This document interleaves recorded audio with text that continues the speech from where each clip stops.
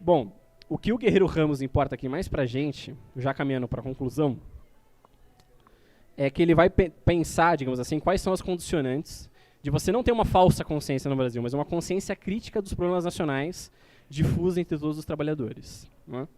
E ele estabelece um conceito dessa consciência crítica, que é o que a gente vai querer pegar aqui. Se a gente lembrar daquela exposição sobre consciência, a consciência é uma coisa muito ligada à ação. Né? Não se distingue da ação. Então, para você poder agir, você tem que se portar primeiro como sujeito. Quer dizer, um objeto ele não age, ele não tem intencionalidade, ele não se conhece, ele fica parado.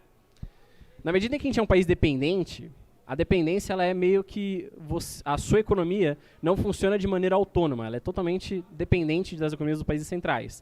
Então, quando eles entram em crise, a gente entra em crise, como em 29, como nos anos 60, como ali nos anos 70, quando teve a crise, na verdade, do dólar, que se traduziu em crise de hiperinflação no Brasil. Quer dizer, a nossa economia ela é dependente da economia dos países centrais, né? E para a gente poder se emancipar dessa dependência, para a gente poder deixar de ser objeto dela, a gente tem que se portar como sujeito. E para se portar como sujeito, você tem que se autoconhecer. Esse que é o ponto central do Guerreiro Ramos. Né?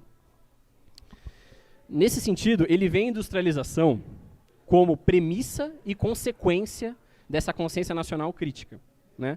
Em 3 sentidos, principalmente. Primeiro, porque a industrialização ela demanda um outro tipo de pensamento por parte da população. Ela demanda um pensamento que ele vai chamar de pensamento por projetos, ou projetamento, que é como o Inácio Rangel vai trabalhar uma coisa mais ou menos parecida. Né? Que é a ideia de que, você, na verdade, assim, isso transforma a sociedade, ela tem que agir de forma mais mediada em relação à natureza ou em relação a si mesma. Como assim? Em vez de ser meramente reflexivo, né, que nem um objeto que você empurra e ele cai, um sujeito ele se coloca, ele se segura, ele tem consciência, ele age. Né? Em segundo lugar, a urbanização ela faz com que as relações econômicas da sociedade apareçam para elas mesmas, ainda que de forma fantasmagórica, quer dizer, ainda que como meras sombras, assim. A gente pode os trabalhadores do Brasil podem não conhecer os problemas da dependência no seu íntimo, vamos dizer assim, mas aparece para eles, por exemplo, na questão inflacionária, na questão do desemprego, na questão da precarização, entendeu?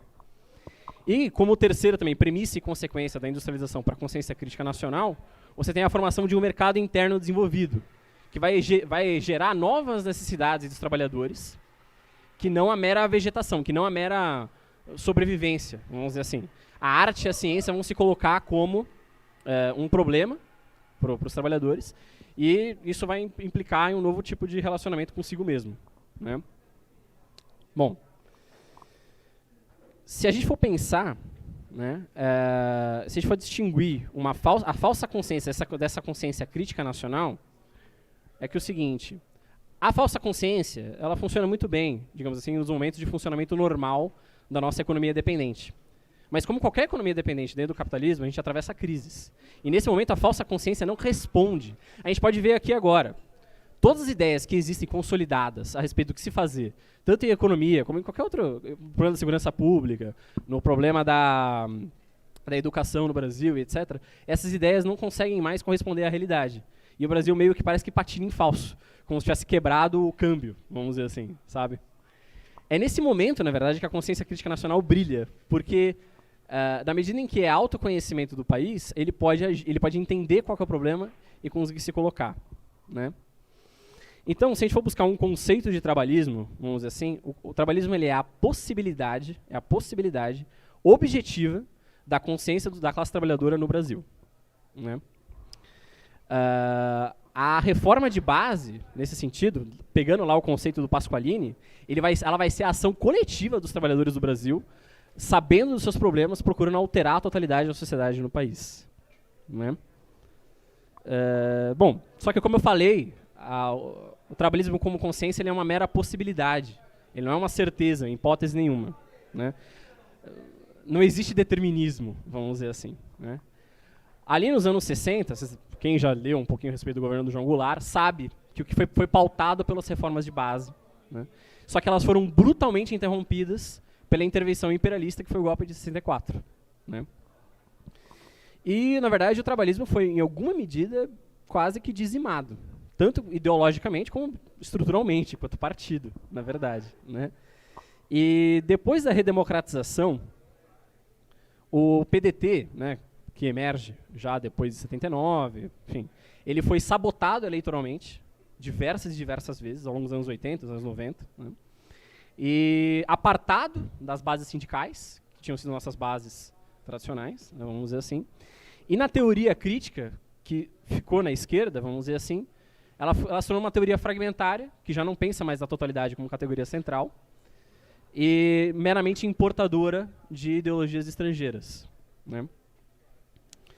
Então, e a questão nacional, então, essa praticamente desapareceu da teoria crítica, né? Bom, agora a gente se vê na seguinte situação, né? A gente tem um esgotamento do modelo financiarizado de acumulação capitalista a nível mundial, não é no Brasil, né? Desde a crise do subprime, e as crises vêm se tornando mais recorrentes, mais mundiais, mais universais, né? E mais profundas, né? Então, não nos parece uma coincidência, né? Quer dizer, que a campanha do Ciro, pautada pela soberania nacional, pela industrialização, né? Justamente nesse momento de intensificação do imperialismo, que você tem praticamente não, você tem uma intervenção imperialista no Brasil em 2016, né, com o impeachment da Dilma. Não parece uma coincidência que essa campanha tenha atraído vários jovens e vários trabalhadores conseguindo uma expressiva votação nesse momento, né? Então, aqui, digamos, essa hipótese, a gente pode pensar o PND, né, o Projeto Nacional de Desenvolvimento, como um legítimo documento trabalhista, na medida em que ele, primeiro, ele diagnostica os problemas do país de forma correta, o problema da dependência, o problema da financiarização, o problema da desindustrialização, e ele é reforma de base, na medida em que ele procura mudar a totalidade do Brasil, a forma como o Brasil se insere no mundo, de forma significativa, e não com reformas estéticas, vamos dizer assim, né? Então, eu diria assim, que como tarefa para nós trabalhistas, né, aqui no PDT de São Paulo é um partido em construção, né, em se reconstruindo, é lutar pela emergência dessa consciência crítica nacional nos trabalhadores do Brasil. Quer dizer, trazer de volta a ideia de que a gente é um país subordinado e que precisa lutar pela nossa independência, que é o que a gente fez ao longo de toda a nossa história, né? Então, assim, só para concluir, a gente pode dizer o seguinte, uma fórmula, digamos assim. O trabalhismo, ele é a consciência do Brasil pelo Brasil, objetivando a sua emancipação enquanto povo. É isso aí.